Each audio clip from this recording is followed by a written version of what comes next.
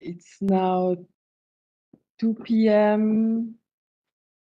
Geneva and Bonn time, 3 p.m. Nairobi time. So we will now officially start the event, although attendees are still joining us. Excellencies, dear colleagues, good morning, good afternoon, or good evening to who has joined us on WebEx or is now watching the video of this event. We have the pleasure to welcome you today to a new session of a series of events co-organized by the Geneva Environment Network and the ad hoc open-ended working group on a science policy panel on chemicals, waste, and pollution prevention, on the road to their second meeting that is taking place in Jordan in December this year. Last year, the United Nations Environment Assembly, or UNEA, made history by adopting a series of landmark resolutions, including the one that decided to convene the ad hoc open-end working group. In the lead up to the establishment of a science policy panel to contribute further to the sound management of chemicals and waste and to prevent pollution, this series of webinars and events that kicked off in April aims at building bridges and promote collaboration and knowledge sharing between and among stakeholders and to raise public awareness about the ad hoc open-end working group, preparing proposals for the establishment of the panel. And to remind you of the context of the adoption of this UN Environmental Assembly resolution that is bringing us together again today, let me quote the United Nations Secretary General on the fact that we have been poor custodians of our fragile world. Today, the Earth is facing a triple planetary crisis of climate disruption, nature and biodiversity loss, as well as pollution and waste. These triple interconnected crises are threatening the well-being and survival of billions of people around the world. To help policymakers taking the right decisions for the future of our planet, we have independent international intergovernmental bodies that have been set up for two of these crises. For climate change, we have the Intergovernmental Panel on Climate Change, known as IPCC, which Secretariat is in Geneva and was set up 35 years ago. For biodiversity loss, we have the Intergovernmental Science Policy Platform on Biodiversity and Ecosystem Services, known as IPBES, set up 13 years ago, which Secretariat is located here in Bonn, where I am sitting today with one of our panelists.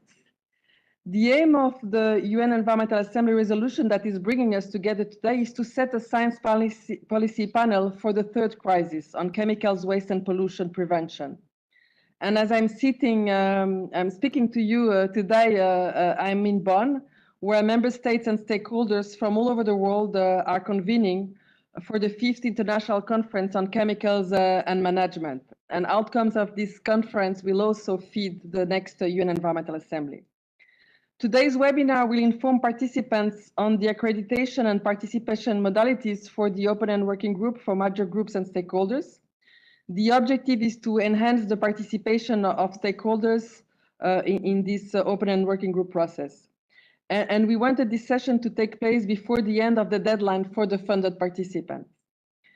Today, you will be formally welcomed and introduced to the work of the open-end working group by the head of its secretariat, Ms. Tessa Goverse, as well as the chair of the group, Ms. Goudi Alkemade, who is also the Deputy Permanent Representative of the Kingdom of the Netherlands to the United Nations Environment Programme, and both are joining us with other colleagues from Nairobi. After the formal welcome, Ms. Letitia Zobel from the Civil Society Unit of the Governance Affairs Board Office of the United Nations Environment Programme will take over and moderate this session. And before I hand over to Ms. Goverse, let me remind you that the documents presented, the summary, as well as the video of the event will be made available on the webpage of this event. The link is shown on the screen. And I keep reminding that at every session because this is the question that comes up more often. And throughout the event, you can raise your questions by using the Q&A box that is available on the WebEx platform. We have a dedicated session to answer these later on. And finally, let me also add that we have transcription available at the bottom left of your screen in over 100 languages. And with that, Ms. Goverse, you have the floor. And welcome everyone to this webinar on options of engagement and participation modalities for major groups and stakeholders to the ad hoc open-ended working group on a science policy panel to contribute further to the sound management of chemicals and waste and to prevent pollution. It's a mouthful. My name is Tessa Goversen, and since August I'm heading the secretariat of the, in short, open-ended working group on a science policy panel on chemicals, waste and pollution. And I'm extremely pleased and grateful to the Geneva Environment Network and our civil society units here in UNEP for organizing this event today. And thank you all for joining. UNEA recognized the need for a science policy panel. During UNEA 5, the member states stressed actually the urgent need for strengthening the science policy interface at all levels. That was actually expressed at UNEA 4 already, and to promote the sound management of chemicals and waste beyond 2020 based on a sound evidence base. So how timely that we are currently convening and having this webinar, whereas the ICCMM 5 is going on and is discussing a framework on chemicals and waste for beyond 2020. So the UNEA resolution that was adopted then at UNEA 5 actually speaks to the fact that the science policy panel could support countries in their efforts to take action, and including the implementation of multilateral environmental agreements and other international instruments, promote sound management of chemicals and waste and address pollution, and that it could further support relevant multilateral agreements, other international instruments and intergovernmental body, the private sector and other relevant stakeholders in their work. So it decided that a science policy panel should be established to contribute further to the sound management of chemicals and waste and to prevent pollution. And it also decided to convene an ad hoc open-ended working group to prepare proposals for a science policy panel and to begin its work in 2022 with the ambition of completing it by the end of 2024. So these proposals will need to be reflected upon by many stakeholders and also be informed. So therefore, this is a webinar that is partly for you and to brief you on where we are on the process, but we also very much look forward to hearing your thoughts on what is currently on the table and how you see the processes evolve. And this is for those that might be a contributor to the panel or might actually be one of the end users of the panel's deliverables or might be impacted by whatever comes out of the panel or any decisions resulting from it. So if I would like to request you to go to the next slide, please.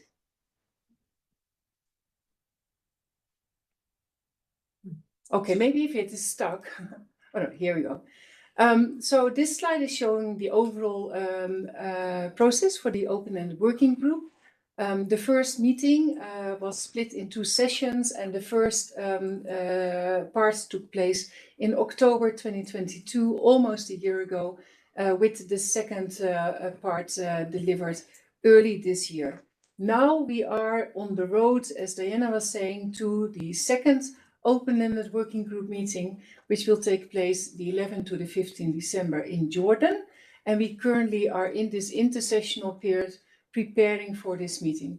There will be a third and final meeting of the open-ended working group in June next year. And actually this shows that this working group has very little time, and therefore the meeting in Jordan will be absolutely critical in making progress. At the end of the process, an intergovernmental meeting will be organized, which will then adopt the proposals for the science policy panel. So what came out of the first meeting of the open-ended working group? So perhaps you can go to the next slide, please. The first meeting of the open-ended working group discussed the outcomes of a science policy panel in terms of what its objective would be. So the objective that was discussed, the text on the table is that the objective is to strengthen the science policy interface, to contribute to the sound management of chemicals and waste, and to prevent pollution for the protection of human health and the environment. As you see, this text is left in brackets in view that future discussions might continue to inform the objective. Next slide.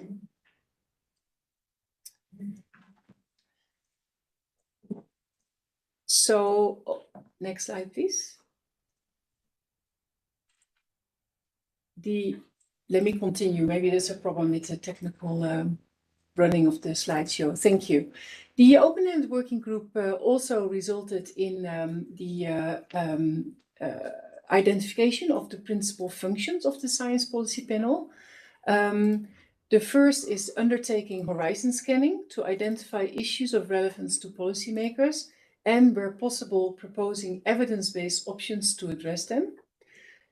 The second is conducting assessments of current issues and identifying potential evidence-based options to address, where possible, those issues, in particular those relevant to developing countries. The third is providing up-to-date and relevant information, identifying key gaps in scientific research, encouraging and supporting communication between scientists and policymakers, explaining and disseminating findings for different audiences, and raising public awareness. The fourth is facilitating information sharing with countries, in particular the developing countries seeking relevant scientific information. And the fifth is capacity building, with the understanding that the text will need to be further discussed. Next slide. So the second meeting of the open-ended working group will take place from 11th to the 15th of December 2023, so later this month. And as Diana already mentioned, we are very pleased to have this webinar prior to the deadlines that are coming up for registration for this in-person meeting. The deadline for registration of sponsor participants is the end of this month, end of September, and for any others, the end of October. So please take note and please register for this important meeting. Next slide.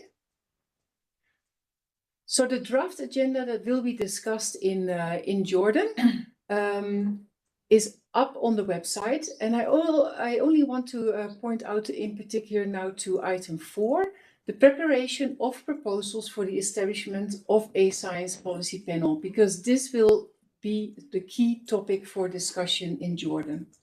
Next slide. So in preparation for the meeting in Jordan, 4 working documents have been prepared.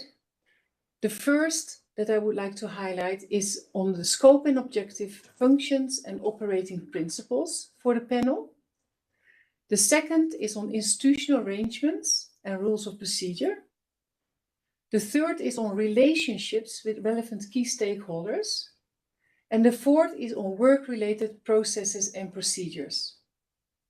Next slide. So the proposal is to ensure that all the different elements that will be discussed by the open-ended working group end up in one single consolidated proposal for the establishment of a science policy panel. And in this regard, the Secretariat has also put forward a skeleton outline where these proposals can be tabled. So during the open-ended working group, various discussions will take place in view of, in the end, having the main proposals becoming part of this skeleton outline, which is now, of course, a skeleton, but to annotate it as the meeting progresses and as the process progresses. So on this slide, you see how the skeleton outline is currently structured in 3 main parts around the topics that also are key to the working documents I just presented: scope and functions of the panel, operating principles, institutional arrangements, and a number of annexes where a number of the other topics mentioned are included. Next slide. So at the moment, a series of regional meetings is taking place to prepare for the open-ended working group meeting upcoming in Jordan. The meeting in Asia Pacific took place on the 7th of September as a hybrid meeting with the kind support of Japan. The meeting for the Africa region took place on the 14th of September in person in Nairobi. And on the 7th of October, we will have the meeting for the GRULAC in Brasilia, in Brazil. There's also a meeting planned for the Eastern European group, but further details will be distributed on that later on. So what I would like to point out here is that actually these documents, even though they are currently in the process of being officially edited and translated so that they can be made available well ahead of the meeting in Jordan, they are already accessible and made available to these regional meetings. So if you wish to inform yourself on what is currently on the table, the advanced, unedited, so unofficial documents can actually be found on the sites for these regional meetings. And I've pasted in this slide the link to the upcoming meeting in for the GRULAC region in Brasilia. Next slide. So let me just end by indicating that the Secretariat has been going out through a number of audience in order to raise awareness of the work of the Open-Ended Working Group and the upcoming meeting in Jordan. And we very much look forward to engaging with you as well on the key elements that are under discussion, on the process for establishing a science policy panel, some of the very specific substantive matters that we're looking at, and also the lessons learned. There is the IPBES, there is the IPCC, there are various science policy interfaces, and of course we have a good number of excellent experiences already under the multilateral environmental agreements focusing on chemicals, waste, and pollution. So we look forward to further exchanges with how stakeholders can contribute to the Open-Ended Working Group, but also to the panel itself once it's established. So with that, I really encourage you to look at the documentation that's on the table, share your thoughts, and very much looking forward to hearing from you this meeting as well. Thank you.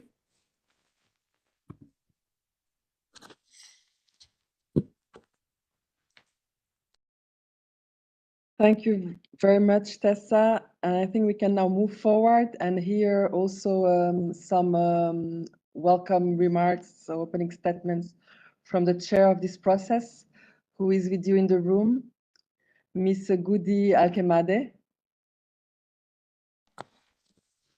Thank you, and good afternoon to everyone, or good morning or good evening, wherever you are connecting to this webinar. Let me first start by thanking the Secretariat for inviting me to contribute to this webinar at the outset of the second session of the Open-Ended Working Group. It's a great honor and a pleasure to share some of my reflections on stakeholder participation in the process that we are engaged with to establish a science policy panel to further contribute to the sound management of chemicals and waste and the prevention of pollution from my perspective as a chair. As outlined by Tessa quite elegantly, I think our mandate is based in the UNIA Resolution 5/8 that decided that we develop a process to establish a science policy panel, and that the ad hoc open-ended working group that I'm currently chairing is tasked to prepare proposals for the science policy panel to be established, with the ambition of completing its task by the end of 2024. It's my view that we should not take this mandate lightly. Addressing the triple planetary crisis of climate change, biodiversity loss, and pollution in an effective manner requires determined, coordinated, and concrete action for us to transition to resilient, sustainable pathways that can only be effective if rooted in sound scientific evidence. The benefits of a science policy panel are multiple to contribute further to the sound management of chemicals and waste and the prevention of pollution, and may provide effective scientific and policy relevant knowledge and information to address multiple challenges related to, for example, health, climate and biodiversity, but also food security, energy access, and many other things. It's therefore important that we do it right, that we can build on the lessons of other panels and science policy interfaces, as Tessa already referred to, and to ensure that the panel is tasked to do relevant work for the benefit of many, if not all, taking also into account the stakeholders or the clients, if you may say so, outlined in the resolution. Stakeholder engagement is therefore very important. It is crucial to ensure that your voices of civil society, of the private sector, of academics can be heard. It's encouraging to see, and I just was informed that there's over 100 participants in this webinar, that there's many people interested in this process, as we also saw in the first two meetings of the open-ended working group, as the panel holds enormous potential and can benefit from the commitment and engagement of the relevant stakeholders. I therefore add my voice in encouraging you all to actively engage in this process through the possibility to provide submissions, to participate in the relevant webinars, to engage in the outreach that's being done by member states, by the Secretariat, but also the Bureau members, as well as in the plenary and the contact groups, and to organize yourself to make sure that your voices be heard in an effective manners through the platforms that are there for you. As we embark in the intersessional period leading to the second session of the open-ended working group that Tessa just laid out, that will be held from the 11th to the 15th of December in Jordan, there's a lot of work to do. And I'm happy that an overview of the amount of work that needs to be done has just been presented. Besides the proposals that we are to develop, we also will consider the election of the remaining Bureau members and engage in the substantive discussions to develop the proposals as was just outlined by Tessa in her presentation. Given the short intersessional period between the second session of the open-ended working group and the third session of the open-ended working group, it is paramount that in our next session we can make significant progress towards the preparations of the outcome document in the next meeting required for the intergovernmental meeting that will establish the future panel. It is my hope that all of us, member states, the Secretariat, but also stakeholders can effectively contribute to our mandate, and that this consultation will help you also to prepare for our collective efforts to develop the proposals that we are meant to develop, and that these can take into account the inputs of the relevant stakeholders, and that we can align on the purpose and the format of a future panel. I hope that we can all leave the meeting today with a sense of confidence that the meeting in December will bring significant progress to successfully complete our task that was assigned to us by UNIA. Thank you.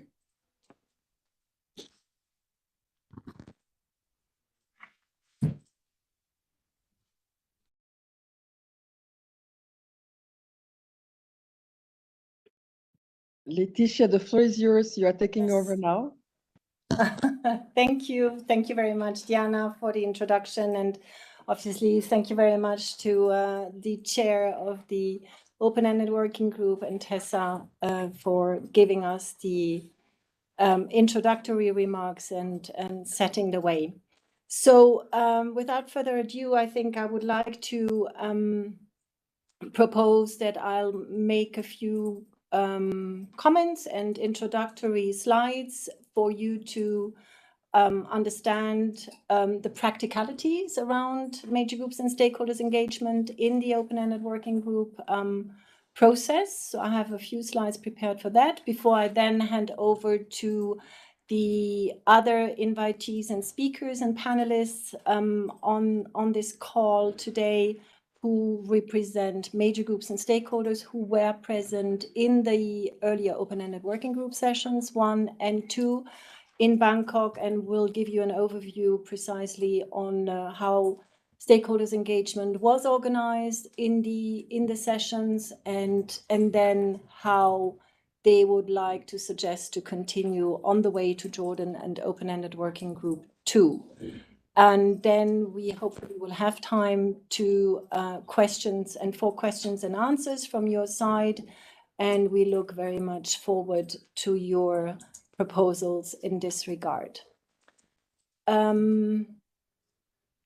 We can actually go ahead with the slides, please.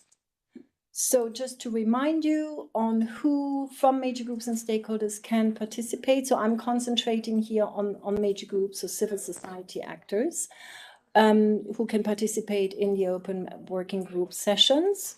So as you might recall, it's the UNEP accredited observers, and I've added here a list on my slide, but you can always find this online on our civil society engagement website. Then the ILO accredited NGOs, WHO accredited NGOs, SAICM accredited NGOs, BRS, Basel, Rotterdam, Stockholm and Rotterdam Convention accredited NGOs, and Minamata and the Montreal Protocol registered NGOs.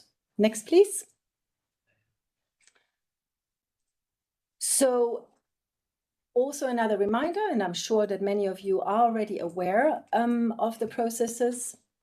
A fact is that observers, so civil society / major groups and stakeholders observers, have to be accredited to either of the MEA secretariats as mentioned earlier and listed earlier, or the sister agencies, or UNEP in particular. So you have, when you do express interest to participate in any of the meetings, you do need to prove accreditation, your accreditation status, through relevant attachments in the registration portal. So that will always be checked. However, we do have interests sometimes from, and obvious interest for scientists or researchers whose institutions or universities have not received an accreditation approval by either one of the institutions listed before. And they will have to also in the future find a host accredited organization / university institutions to be able to register for our relevant meetings. I've added here to our presentation, and all will be available to you after this meeting, again, our accreditation process, the UNEP accreditation process link. Next slide, please. Because there are opportunities for you to become accredited if you're not yet. Please, if you do have particular questions on accreditation procedures in the UNEP context, please reach out to me personally or to our relevant civil society engagement website, and we can help you further. In general, we have clearly engaged or encouraged self-organization by all the major groups in this process, and have also encouraged self-organized meetings among the major groups. And I do understand that some of the major groups constituencies and networks have been keeping in touch, are meeting intersessionally, but maybe others are not yet. And to this particular item, our colleagues will speak at a later stage. What was done and planned was a one-day civil society meeting / forum prior to open-ended working group 1.2 in Bangkok. And we're planning to offer the same in Jordan, hopefully as well. so that civil society actors who are participating in person will be able to connect prior to the actual session as a civil society group. What we also had organized and made available are the daily morning briefings in a dedicated room with a rotating chairmanship during the open-ended working group sessions, so major groups can sit together, coordinate statements and briefings accordingly. Next, please. What is also important for you to know is the seating arrangement in the plenaries. All the 9 major group signs will come up. I'm listing them here, reminding you Indigenous peoples, women, children and youth, science and technology, business and industry, workers and trade unions, local authorities, farmers and the NGOs. What we've done is accommodating to additional seats in the plenary for NGOs, considering the large number that is becoming apparent in every meeting. So ideally, you are meant as major groups and stakeholders to coordinate your briefings or rather statements in the plenary through the morning sessions or other means in order to have relevant interventions made in a potentially coordinated manner in order also to consider time constraints in the plenary. So there will be 2 seats behind each major group sign.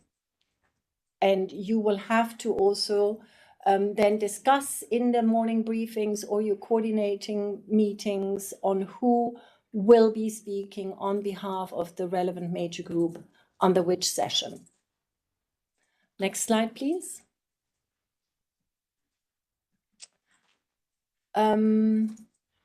Any statements that are made in plenary by major groups are then also uploaded by the Secretariat on the relevant website. And we're also considering, but that depends on the interest by you and the decisions by the Secretariat eventually, to submit written submissions by the major groups on the documents in the discussion as earlier presented by Tessa. The contact groups that will be set up during the open-ended working group sessions will be able to accommodate also major groups and stakeholders, speakers and attendees, participants in the relevant contact groups. However, that always depends. The number of those participants and speakers will depend on the chair's direction as well as the seating capacity in the relevant rooms of the contact groups. Next slide, please. Oh yes, and Tessa reminded us already earlier, but that's a very important reminder for all of you. We're closing end of this week on 30th of September any travel support registration, and the overall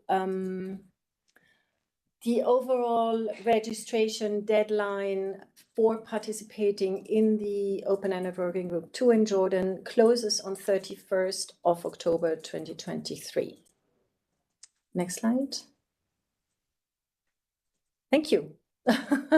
So with this, I would like to hand over to Mohammed Abdel Raouf, who has been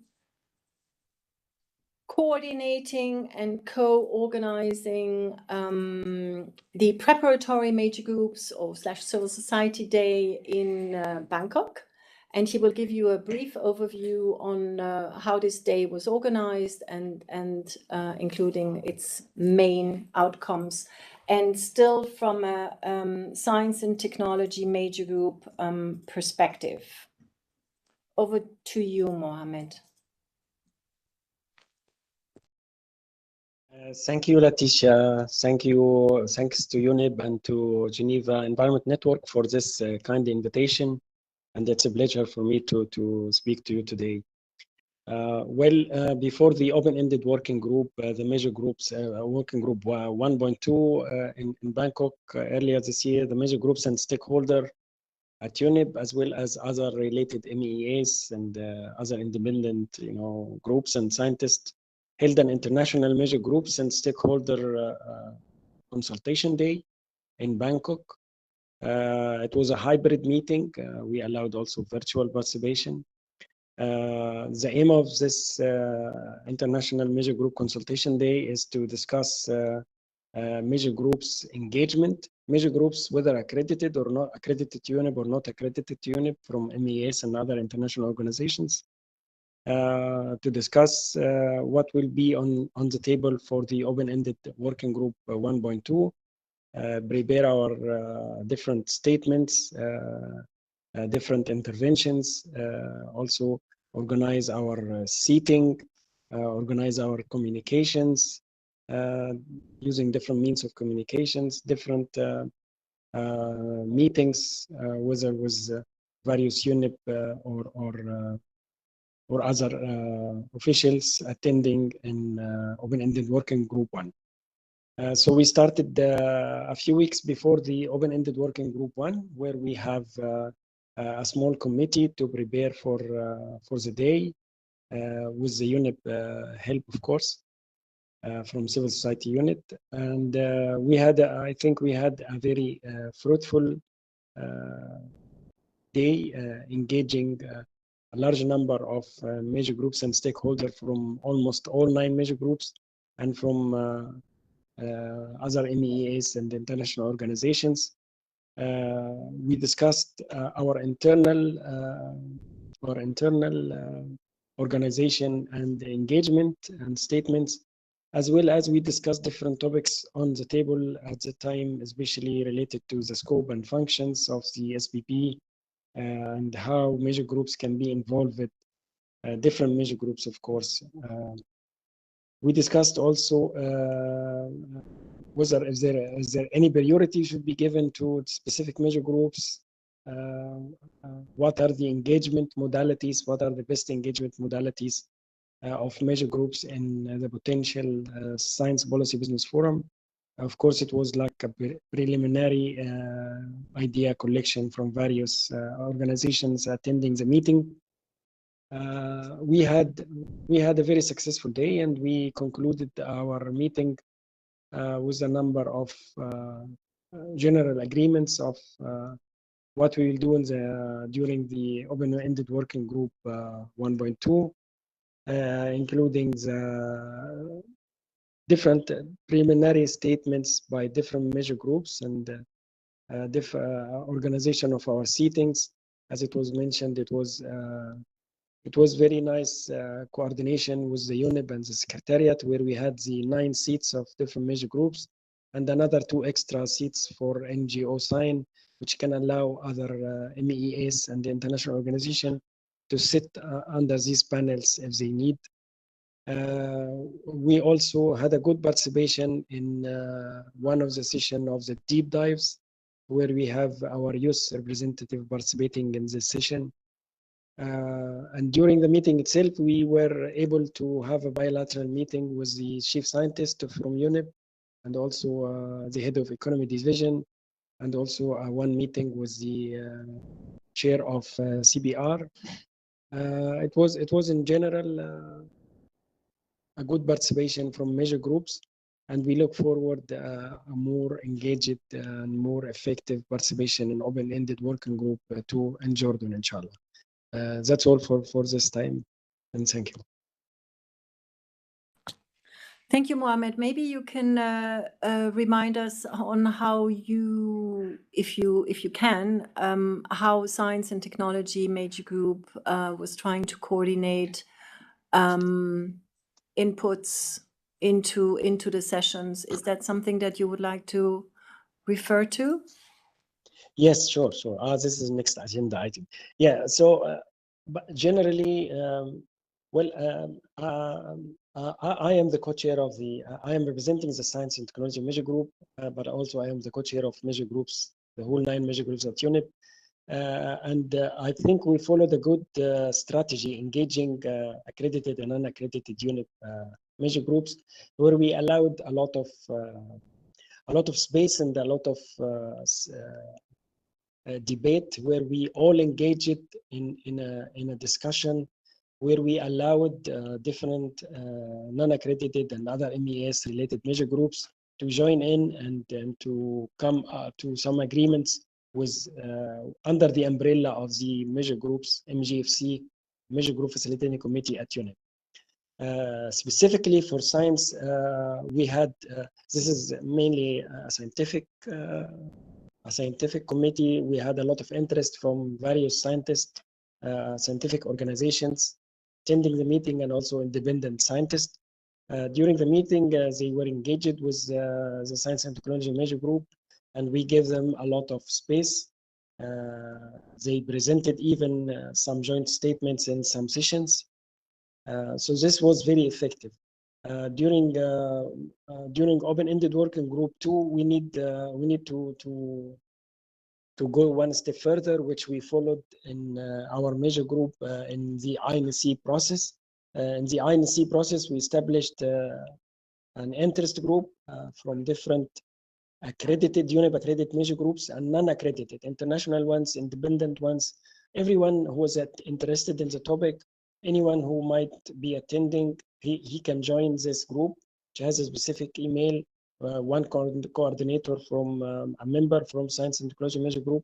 In fact, this measure group is quite effective now and participating very actively. And the number of non-accredited members in this group are much bigger than the accredited ones, in fact. So we will, in the next few weeks, we will establish another one. This will be for open-ended working group 2 and 3, where we can coordinate accredited measure groups, scientific ones, to UNIP, and other from other MES and other independent group who are not even accredited to any of the international agreement. The main task is to have one communication exchange of ideas, try to have a joint statement as much as possible, or joint position. It has a lot of function, and it keeps everybody updated, everybody engaged. I think it worked well for our engagement in the INC for plastic, and we want to repeat the same idea for open-ended working group 2 and 3 for chemicals. Yes, thank you for Mohammed. Thank you very much. So with this, I think we are ready to jump to the Youth and Children Major Group. And there is a presentation by Azil Abu Taleb, who is the Youth and Children Major Group representative and expert on chemicals and waste and pollution. And he can report back on the extremely well-organized and coordinated Children and Youth Major Group, as we all saw in Bangkok and on the way to Jordan. Over to you, Asil. Thank you. And please upload his presentation, colleagues. Excellencies and colleagues, it's a very great honor to join in this webinar and to represent the Children and Youth Major Group, as well as to touch on the coordinated and inclusive engagement of the youth constituency. To start with, next slide, please. So in this session, I'll try to touch on a few points, starting with the youth delegations and participations in the open-ended working group 1, as well as to cover the submissions, the capacity building sessions, as well as the regional meetings and the youth participations on the way to the open-ended working group 2. The next slide, please. So starting with the Bangkok meetings and the open-ended working group 1.2, I will not repeat what Mohammed mentioned in the major group participation, but rather I would like to highlight the main messages that were sent by the youth delegates and the demands of the multidisciplinary youth experts group gender responsive and inclusive approach, as well as the importance of the capacity building and how is that needed to get more youth and to bridge the gap between youth and in the domain of the science policy interface. The next slide, please. Moving forward is regarding the submissions and how the constituency is collecting the inputs. So far in this intersessional period, we have already submitted 2 submissions. The first one is on the operating principles governing the work of the panel, and then the needs and questions the panel may handle. Also, that were a continuous work on collecting inputs and sharing the collective youth stance in regards to the open-ending working groups, operating principles, and the needs. And you can see the reflections of the participations and the statements from Bangkok sessions up to the submissions, and also on the route to the second session. And the main importance here was how we could collect the youth inputs from all over the world and include the different regional contexts and all perspectives, as well as the keeping tracks of the submissions and the deadlines. And that was challenging, considering that a lot of our members and also member organizations were in the process of, in many other processes, with the focus of catching up and following a lot of things that are going on, so that both deadlines were met at the very at their time. And in the next slide, I'm gonna also share with you about the regional meetings and the coordinated work towards the regional meetings. One of the challenges of the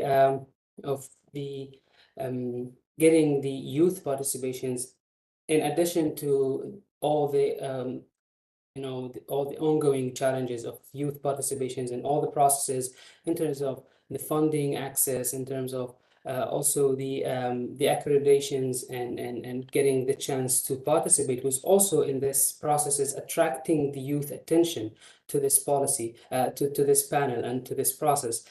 So that was also a lot of efforts were being bought to attract our members to the importance of the future policy and the role that it's going to be playing.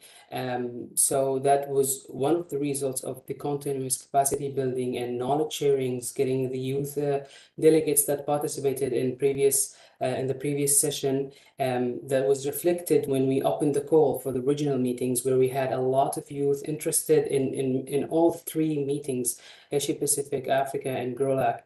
And the coordination started when we nominated youth for each regional meeting, whether it's in person or the hybrid where it was applicable. We had also been working on coordinating the statements and the intervention with the youth from each region to be aligned with our submissions, with our open-ending working group 1 stance. And that's also in the build-up towards our collective interventions and position toward the second session in Jordan.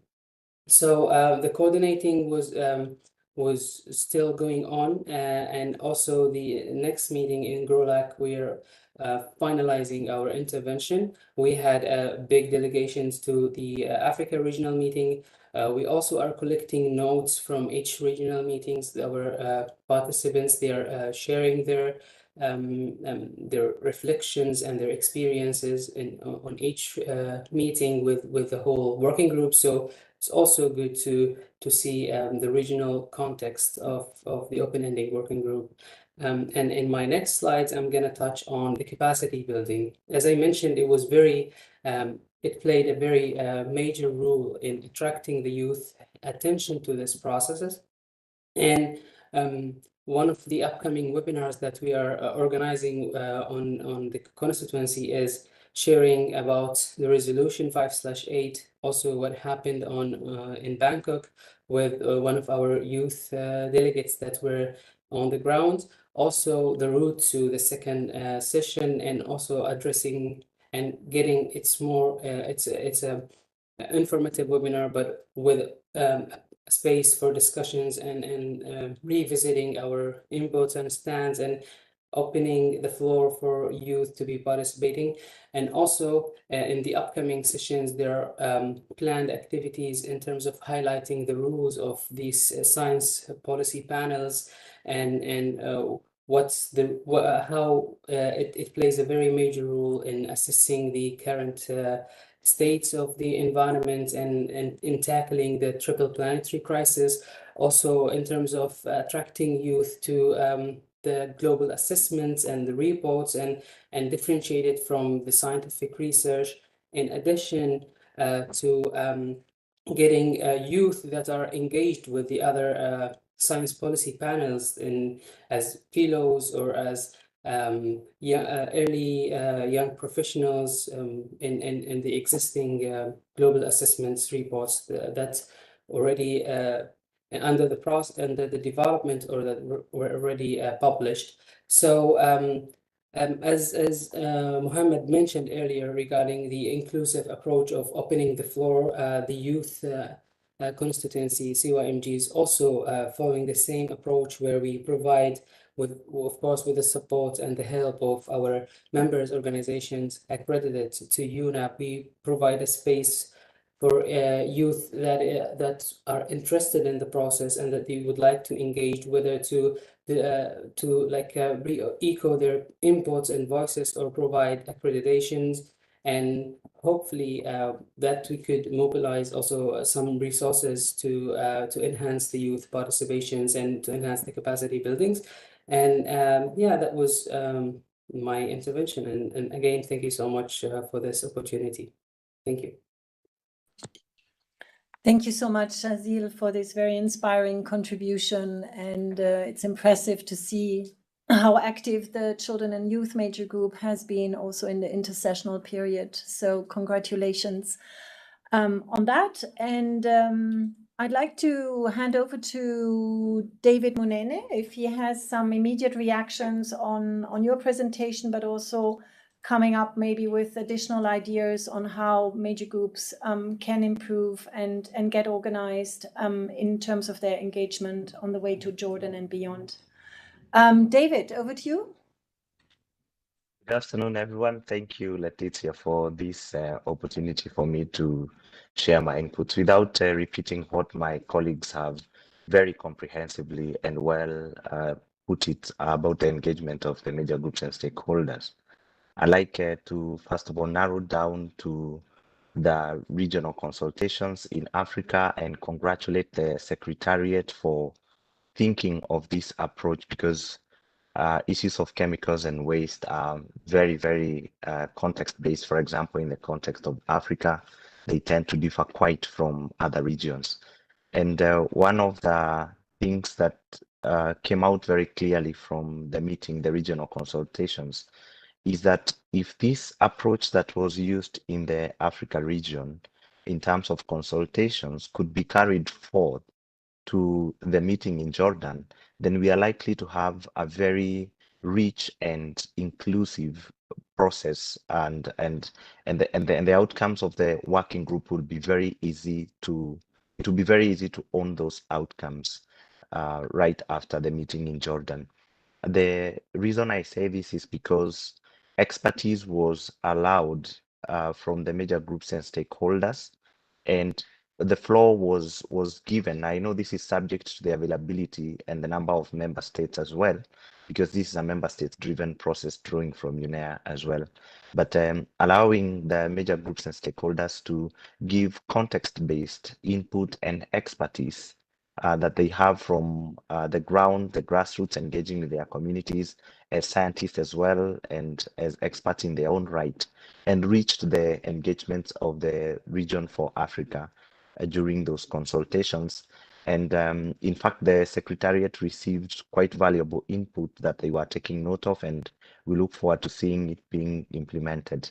To strengthen the engagement above what has been tabled by Asil and Mohammed, it is important for major groups to self-organize as they have as major groups, but also because the regional approach has been taken, and I speak this as a regional facilitator for UNEP Major Groups and Stakeholders Africa, it is imperative that we in our regions also engage in processes mirroring what the children and youth have done, and even contextualizing those, because we just came, for example, from the African Ministerial Conference on the Environment, the 19th Ordinary Session, and the issues of chemicals and waste, sound management of chemicals and waste, were inevitably important in the decisions that were being made. So we can expect already that the African ministers already have decisions that they have made on how they would like to approach the issue of sound management of chemicals and waste on the continent,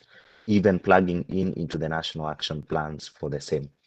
There is need beyond self-organized consultations at region and at major group level to also have coordinated joint interventions, because they carry significant weight.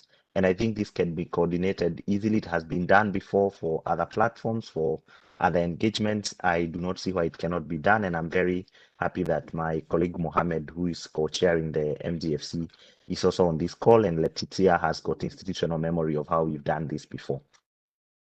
But the Secretariat also has the advantage of the Nairobi-based major groups and stakeholders who could play a great role in sort of mobilizing and rallying support for the outcomes of the meeting. And I'm looking at this beyond Jordan, not just before getting to Jordan. And we are usually at the disposal of the UNEP here in Nairobi to assist in any way to coordinate positions.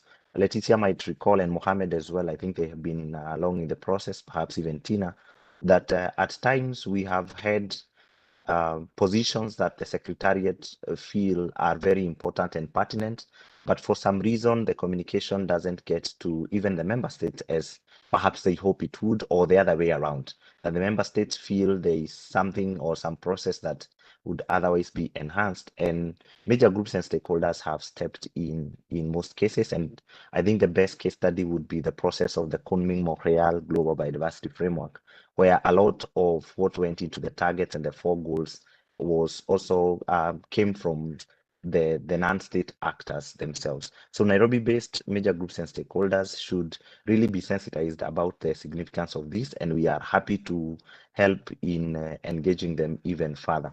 Then we discussed during the Region for Africa that there is a tendency for people to shy away when things get technical, perhaps very scientific, and that's why you'll hear phrases like, should we give more weight to a certain, for example, major group and stakeholder, because we have tended for some time, and this has been a pitfall that we identified during the regional consultations, to imagine that if, for example, we are discussing an issue of chemicals and waste, the only people that we should be having usually in, for example, the science policy panel would be the scientists and the policymakers, but we forget the key stakeholders of the process, who often are the link to where the effects of chemicals and waste are felt the most. In this case, we disambiguated expertise to not just imply technical expertise, but also representational expertise. In the same way, for example, our governments operate, they've got representatives, even at our working group here, they've got representatives, not necessarily because those people are experts in all the fields that they will be representing their government in, but because they play an important link to reach out to context within the respective countries. So we feel that also organizing capacity building sessions, not just amongst the various major groups of the regions, but also for the entire major groups constituencies, and in terms of the technical significance and the contextual significance of chemicals and waste in the times of today is very important, and this can also be coordinated through the major groups facilitating committee. Thank you. Thank you so much, David. That was very useful, also coming from a regional perspective. Highly appreciated, and looking forward to your constructive engagement to do even better in the future.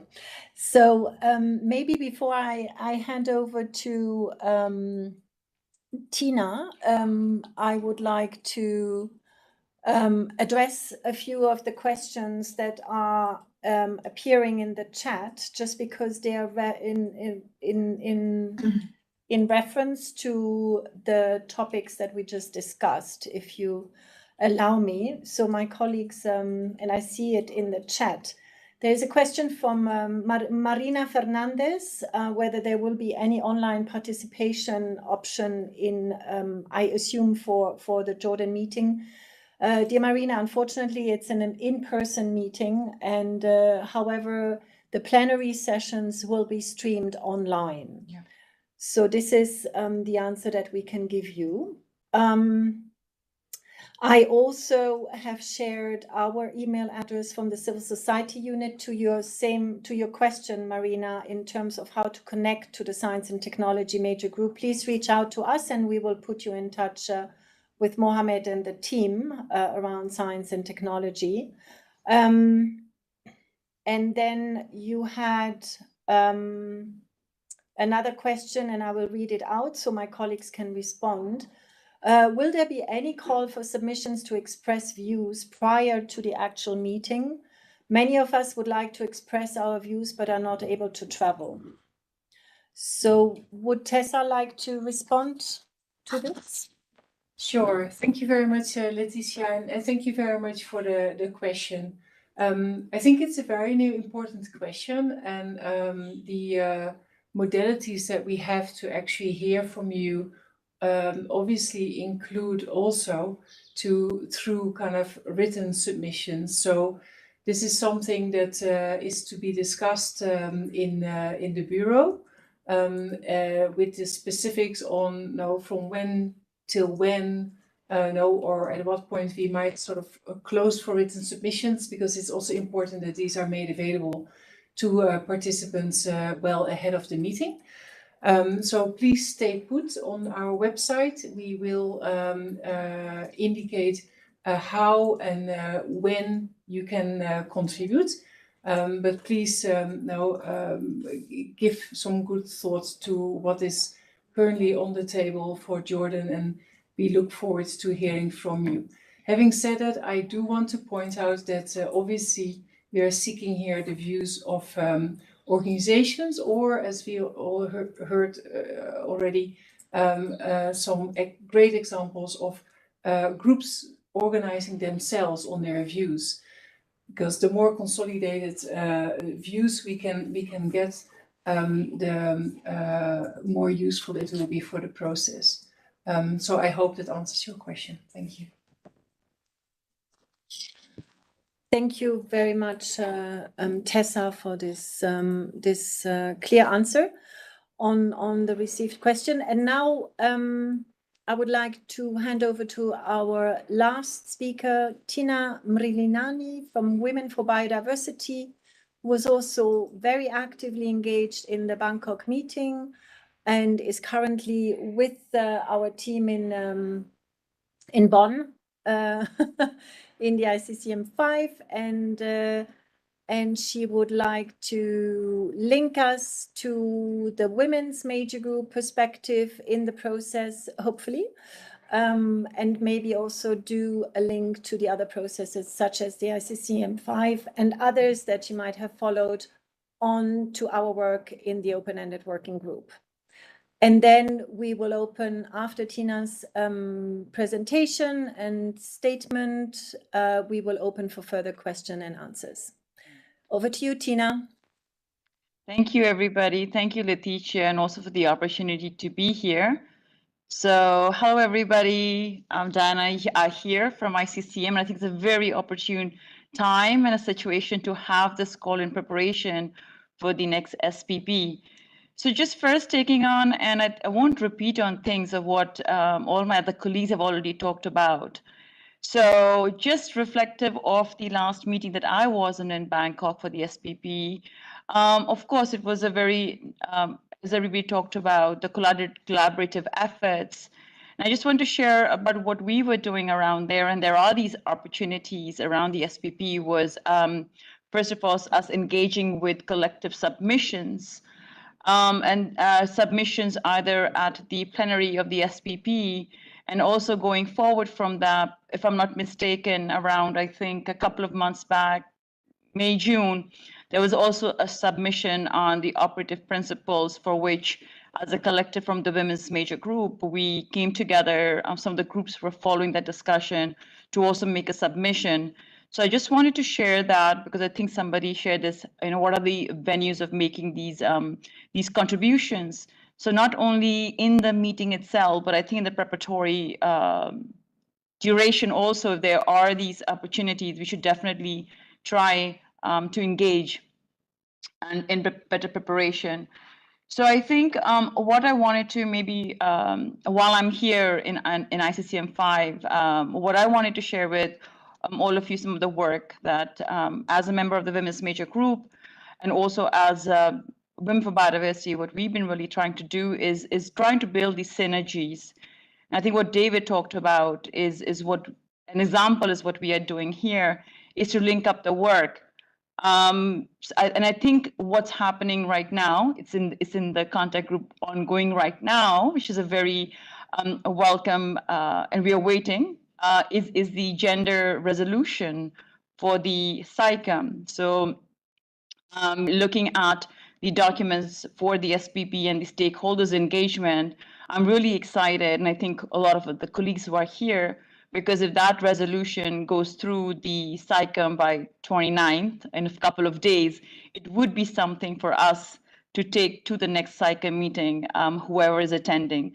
So this is one way of building these synergies and building up in the processes. Just sharing from the one key engagement that we are looking at here in the SICAM process is on cooperation and basically synergies. Another resolution that is on the table right now here is on the cooperation between the different MEAs. And this is our own work with the Women for Biodiversity, where we engage in the work of the CBD, the Convention on Biological Diversity. And there are these linkages, and I think we have all talked about how these silo work we are doing, and we are also doing a lot of work within these different constituencies, and many of us wear many hats of different constituencies.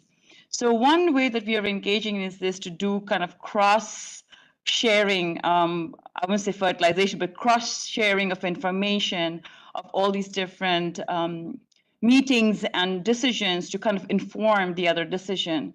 So I think in the work of the SPP, it's really very important, and we did bring that up in the Bangkok meeting, is the need for the collaborations for both the constituencies and states or member states parties to really engage within themselves at the constituency level, but also at the national level. Because example of that would be to say, for example, the Target 7 of the Kunming-Montreal Global Biodiversity Framework that directly talks about or mentions, it is a target on waste pollution and chemicals. I'm really hoping that the work of the SPP and the future framework of the SICAM would also support anybody, constituencies, parties included in the biodiversity framework, to use the knowledge that these two platforms are doing to strengthen the engagement of it in the CBD also. So there are these kind of cross-pollination that needs to happen. So having said that, I think, I don't know if I'm taking too much time, but one key document that I wanted to refer to is on the stakeholders engagement that is being proposed for the SPP. And I also congratulate the document put together is really very well put together, and it also will be really very helpful because it's taken the recommendations of different platforms, the IBIS, the IPCC, and others, and looking how the platform is engaging. So I really am hopeful, because I think stakeholders engagement is a really important part, because besides where you have the science policy experts or the member states or parties, it is really very important to also have what I call mostly is the rights holders to also engage. And of course, in particularly, I would definitely reference to the engagement of the civil society, also in particular to indigenous peoples and local communities and women and youth, to make sure that there is this collective knowledge sharing, because every one of us has very different lived experiences, and having their engagement and having their knowledge and seeing what ideas they come up with would really strengthen the work of the SPP. So I'm really excited to also engage and see the different institutional arrangements that it is thinking about. And my hope is that this framework, the next future work, would really be as inclusive. So far it has been. And in also addressing that not only part of coming to these meetings are important, but I'll take the example of Mohammed saying that it's not only coming to these meetings and being there and sitting at the observer's seat, but also really ensuring that when there are these scientific panels and other engagements, roundtables, or high-level events happening, then all these, the relevant stakeholders are also represented into those seatings or these decision-making spaces. So I'm going to leave it at that. And if there are any questions, I'm happy to also answer them. Thank you. Thank you so much, Tina. That was very helpful and great that you could connect from Bonn and take that time. Thank you so much also from the perspectives from the women's major group, and indeed asking us the relevant questions. I'm going through, with this, we're actually at the end of our panelists' contributions, speakers' contributions. So we do have 20 minutes left, 19 to be precise, because we will have to end on time. And I'm taking the liberty to go through the question and answer sections, the chat, and I've responded to some of your incoming questions already, or the colleagues. So if you do have specific questions, and I did receive some specific questions on email contacts for David Monene, but also Mohammed. So please get back in touch with me. I put my email address and I will send you the relevant contacts so you can get in touch with them. I would like to now move on to the chat questions, and there is one particular one from Camilla Alexander White. Good to read you here. You were suggesting the Royal Society of Chemistry, who will register to attend in Jordan, would like to share perspectives and good examples of science and technology case studies relevant to capacity building. And then you're asking us on what the best opportunity would be to do this in Jordan. So I'm looking at my colleagues and I'm wondering whether we do have space at all in parallel. I understand there are no side events options in Jordan. We will have a civil society meeting beforehand, as I mentioned earlier, so one day prior to the meeting.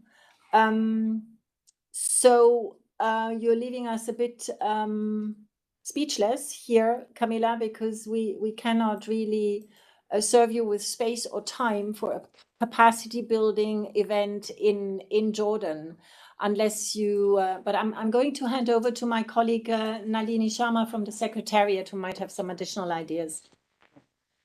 Well, thank you for that suggestion, Camilla. We do have preceding days prior to the second session. One, of course, on the Sunday, we will have regional preparatory meetings. We'll have stakeholder preparatory meetings. On the Saturday, we are having discussions about the topics of, we'd have a number of technical briefings, informal consultations, etc. That's still being designed, is going to be discussed with the Bureau at the upcoming meeting, and perhaps we can take on board your suggestion, make a proposal, and we will get back to you if there is something specific and we have the opportunity to hear your views on certain aspects. So if you can just bear with us, I think, further details, of course, on the planning for those preceding days will be provided in due course, and then we can give you a bit more heads up, and then, of course, prepare alongside with the different groups as well as needed. Thank you. Thank you, Nalini. In addition, Mohammed from Science Technology Major Group also suggested, Camilla, that you might want to take some time from the briefing, from the Civil Society Forum a day before. So maybe you can discuss this both and find some time on the agenda for a specific outreach or capacity building session in this regard. Okay, and if you do have further questions, we can always stay connected via email, Camilla. I'm moving to another question from Carlos Cepeda, asking us what is the best and most effective way to put across our key messages in the civil society major groups. Is it best to intervene on the key days of the events or draft 100, 200 or 600 word piece of ideas or key messages we want to convey to particular members of the civil society unit or major groups and submit this in advance? Those are many questions in one, Carlos. We would be happy to, I don't know which major group you belong to, but we would be happy to put you in touch with the relevant major groups representatives that are on this panel. So maybe you can address this question to either David, who spoke, or Mohammed from Science Technology, or Tina from the Women's Major Group. We don't have as such designated focal points across the other major groups. They normally come up in the meeting that groups form, and but we can address this and do an outreach call if there are other major groups, including from the NGOs, who's obviously the biggest one, but also from farmers or indigenous peoples would like to take the lead on drafting and preparing key messages. It seems that you are interested in providing those messages to major groups, right? I'm not sure if I got you correctly, but obviously, if you're preparing, if you're considering a statement or a briefing note or a reaction on the draft documents as addressed earlier, then this will be an option to present in writing and send to the Secretariat, and then. If you do participate also in the meeting in person in Jordan, then you will have an opportunity to connect to the other major groups participants and try to come up with a consolidated or coordinated statement, or your own. Obviously, you don't have to coordinate with the groups, but due to time constraints and lack of capacity sometimes in the room, not every single statement can be taken on board. This is why we strongly suggest to coordinate also across major groups relevant statements if they are from major groups who have a similar opinion on a certain topic on the agenda. So I think with this, I don't see any further comments, or am I mistaken?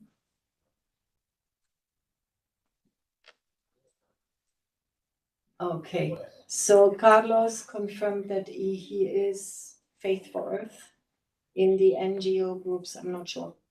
Okay, so you must be an accredited NGO. I don't know the 1,000+ that we have personally, so apologies for that, Carlos.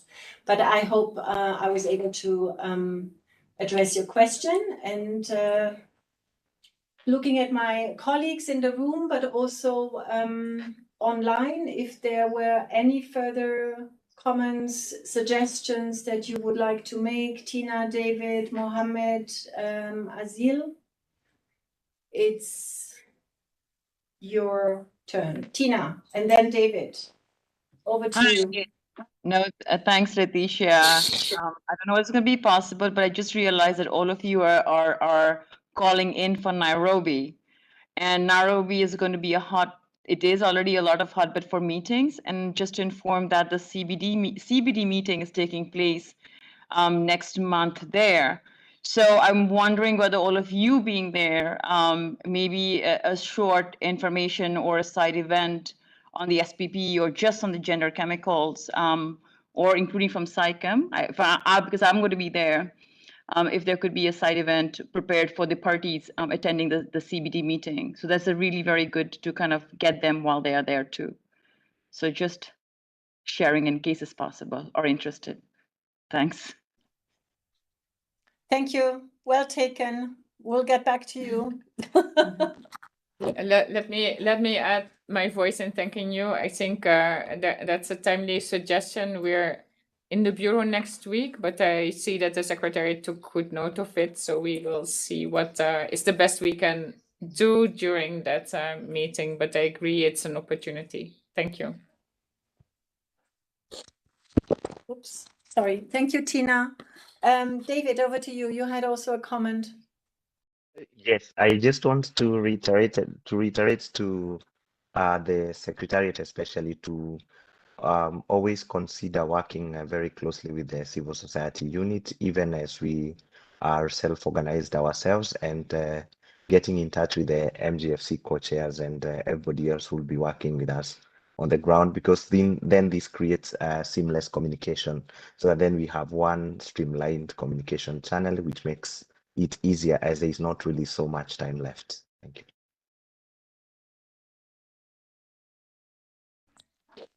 Thank you, David, for giving me more work. Over to Azil. Azil, did you have any further comments, or Mohammed? I see also Griffin's connected. Baba? From my side, I have no additional comments. It's all. Thank you so much for the session. Thank you so much, Azil, for your contribution. It was extremely helpful to have you on board. I don't see any further comments or questions online.